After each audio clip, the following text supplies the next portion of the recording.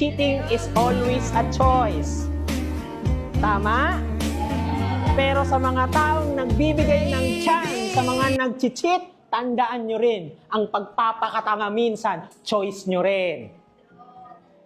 Bakit? Cheating is always a choice kasi hindi yan disgrasya. Ginawa nila yan, pinag-isipan nila to the point na nasaktan nila kayo. Pero kayo na nasaktan sa sobrang mahal ninyo kasi sabi niya, love is what?